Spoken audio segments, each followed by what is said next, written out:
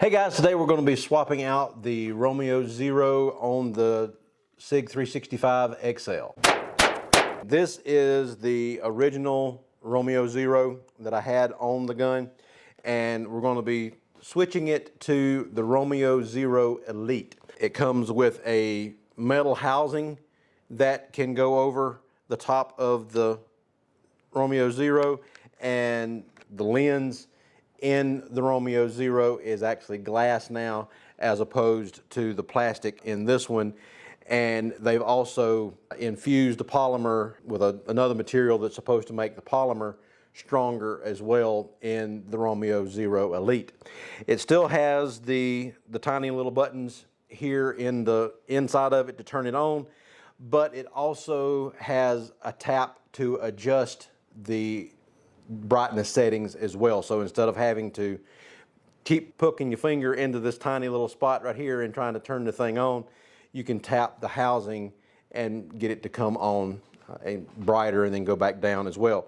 And it also, on the back of it, it has a line here that is in the phosphorescent paint that lines up with the front sight on the gun to actually give you a sighting platform if the battery dies in this while you're out shooting.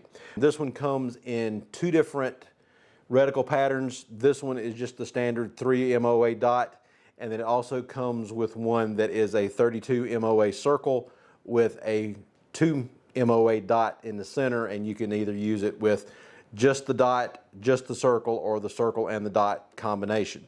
This one is just the 3 MOA dot. And taking the old one off is just a matter of taking these two screws out. Just like with the original Romeo Zero here, it comes with 4 different sets of screws. So you've got the ones that go with the SIG. If you're doing it on a 365XL, 3 different types of screws here that goes with different manufacturers of guns that will work with this particular sight. The battery compartment is still underneath the sight, so anytime the battery dies, you got to take the sight completely off the gun to be able to change the battery, which is not the greatest design in the world. Since I've already had a Romeo Zero on here, we don't have to put on the little plastic piece here that goes underneath the sight to keep the gases from coming up through that. So all we really need to do is just pop off the old one and put the new one on. So I'm going to go ahead and put the shield on here as well, along with the sight. So it makes it a little bit wider with the metal shield on there as opposed to just the Romeo by itself. So if we did it with just the Romeo sight on it, then it's back to looking like that, so that you can see everything that way. It lines up right there on the screws, and then detents there that you can catch the sight in. And then we'll go ahead and use the new screws. And you know, it would help to put the battery in first. The positive side is facing out, so that is the flat side. So we put it with the rounded part of the battery in there, slide that in place. Now if you have a torque wrench that has a small enough Allen head with it, then you can tighten this thing down with the torque wrench, and you don't need to go over like 9 inch-pounds of force to hold it in. But my torque screwdriver does not have a small enough bit for this thing, so we're just doing it with the Allen wrench. The instructions say to tighten it down to the 9 inch-pounds and then retighten it after every 500 rounds. So I'm just going to tighten it finger tight, not try to over torque anything, because you don't want to strip out those little screws or break the housing on that.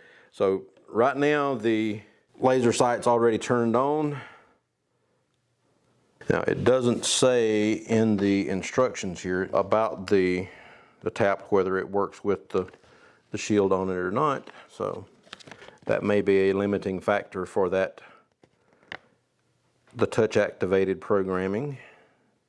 Take that housing back off and see if it's going to work without the housing. Okay, so it's on now. Okay, so we've got the optic on, and to turn it on, you've got it, the button is still inside the arch there of the lens. It does feel a little bit bigger than the button that's on the regular Romeo Zero. So the Zero Elite has a little bit fatter button and it's a little more tactile. It doesn't feel like you have to put your finger quite as far up in there. It says in the instructions that it has the tap mode that you can use on this. I've been playing with it for a while. I can't get it to come on. To turn the thing on and off, you hold the button down for 2 seconds. And then to turn it off, you hold it down for a couple seconds and it goes off. That works fine. And then the adjustment, just when you're punching it with the button to adjust it up or down, works fine. To turn on the tap mode, one thing in the instructions says to hold it down for 3 seconds, which is a second past turning it off. Or another one says hold it down for 5 seconds. I've watched a couple of videos, and the SIG video says to hold it down for 5 seconds. I still don't quite get how you hold something down past where it is supposed to turn off and it comes back on. I've yet to be able to get it to turn back on after 2 seconds of the thing going off. Not sure whether mine's bad or whether it's a dumb feature and it doesn't work. I'm gonna keep playing with it, and if I ever get it to work, I'll update the video and let you know. But as of this point in time, just now putting it on, I'm not real impressed. It does have a couple of features that I like better than the Romeo Zero. The painted stripe here on the back, when you hit it with a light, it glows pretty brightly there. So it will work with the night sight up front on the front sight to be able to give you a backup sighting system when the red dot may go out, or you pick up the gun and you don't have the red dot turned on. If it takes a flashlight like that to get it to brighten up, not going to be real convenient to have a flashlight with you, turn it on before you start shooting. But you know, you're not going to be in the pitch black trying to shoot anyway, because you wouldn't be able to identify your target. So the line itself still works as a good backup, and it does glow a little bit even with just regular room light that's hit it. It does give you an extra sighting mechanism to go, because when you take the regular sights off of the regular 365XL, it gets rid of the rear sight.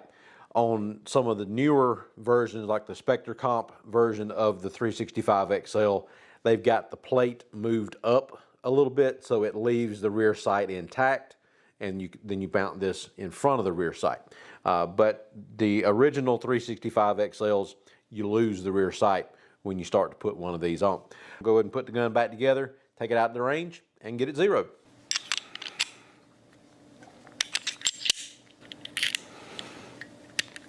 And it looks like I need to clean it a little bit.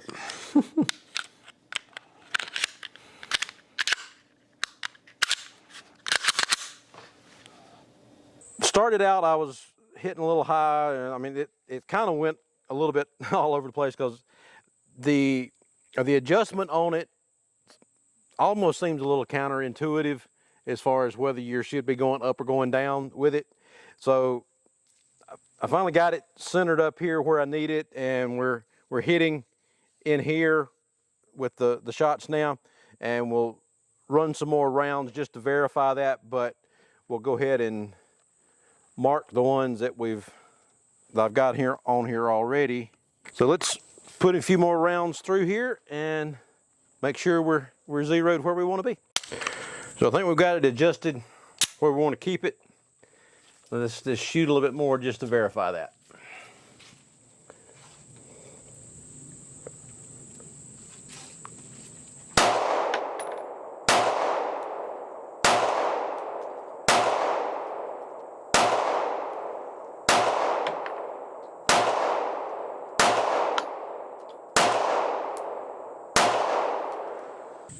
I had a couple of low ones, but yep, everything else is right in the center there where I wanted it. So yep, so we got it adjusted where it needs to be.